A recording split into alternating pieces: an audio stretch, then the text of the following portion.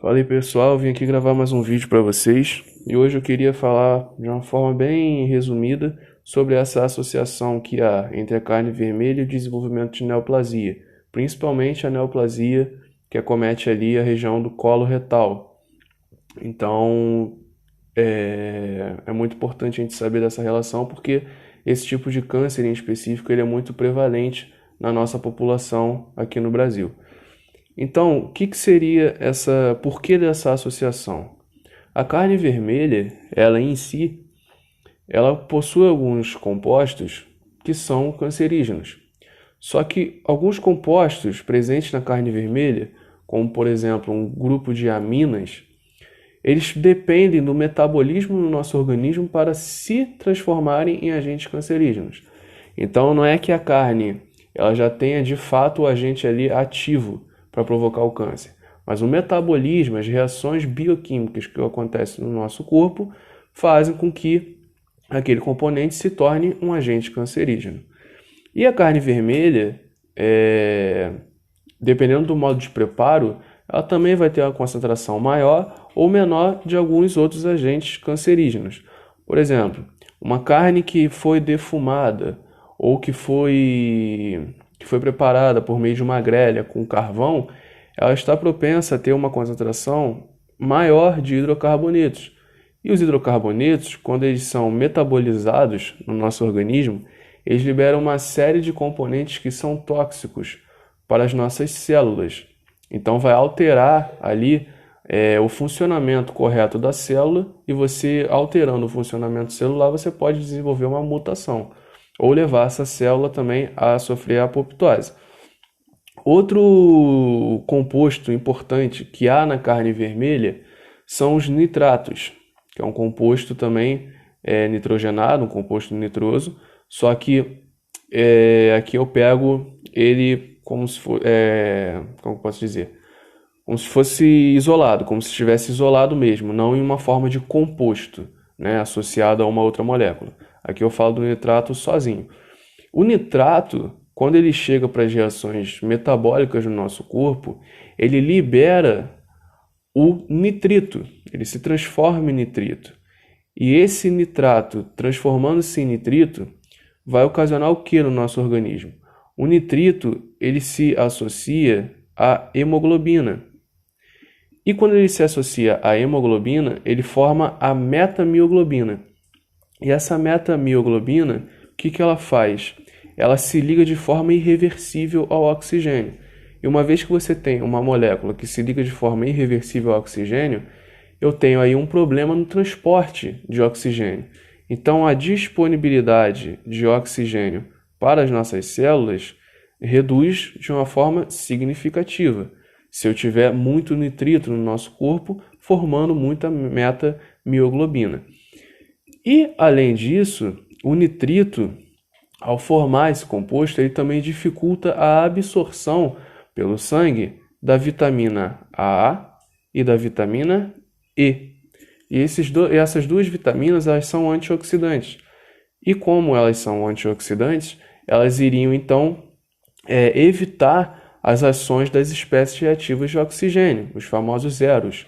Logo, as nossas células também ficam mais suscetíveis a danos oxidativos, porque eu tenho uma deficiência também dessas vitaminas. E eu tenho também outros compostos nitrosos ou nitrogenados que vão estar agindo diretamente no DNA. Ou seja, eu tenho alguns componentes na carne vermelha que, quando eles são metabolizados e caem na circulação sanguínea, eles conseguem atingir as células e ir diretamente no DNA, alterando as bases do DNA. E o que vai acontecer quando você altera a base do DNA? Você vai provocar uma mutação. Essa mutação ela pode ser, digamos, silenciosa, ou ela pode ser uma mutação muito significativa que pode até desencadear, então, num processo neoplásico. E além disso não. E com isso, como é que você previne aí o desenvolvimento, então, de uma neoplasia a partir do momento que você consome muita carne vermelha? Você precisa também consumir alimentos que contenham muito ômega 3, tá? Peixe, por exemplo, tem ômega 3, alguns tipos de óleos, enfim. O ômega 3, o que ele faz? Ele evita as ações de todos esses componentes anteriores que eu citei aqui, tanto os compostos nitrosos como o nitrato, né, na forma de nitrito, no caso, e também dos hidrocarbonetos. Por quê?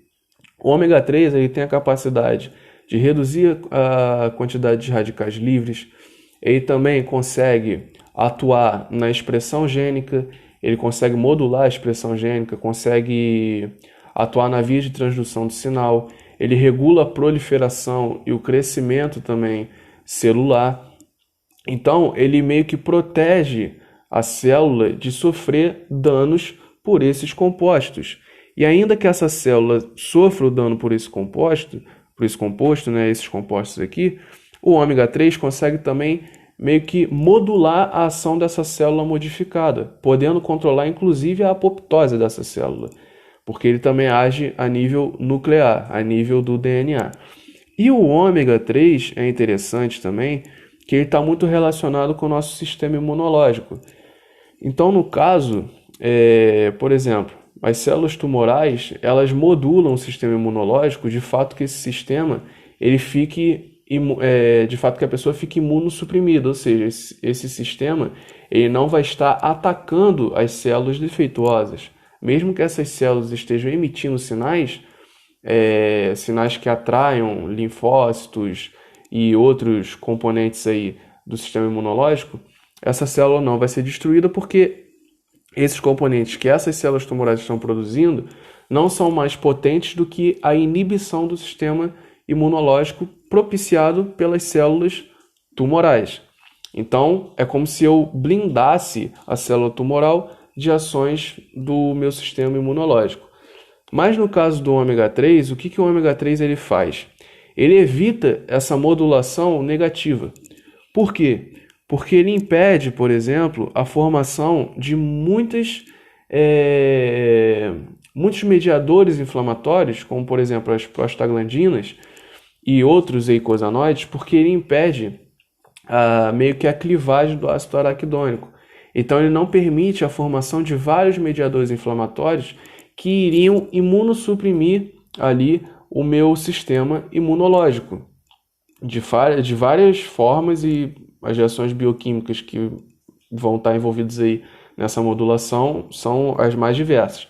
Mas no caso aqui eu queria trazer que o ômega 3 ele reduz a inflamação que as células tumorais em desenvolvimento desencadeiam. Ele é como se fosse um bloqueador dessas respostas inflamatórias.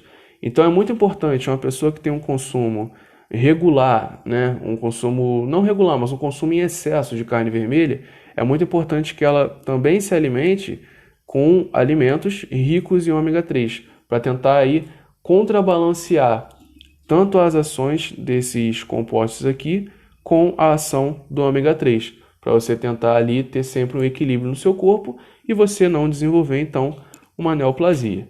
Bom, era o que eu queria falar hoje aqui para vocês.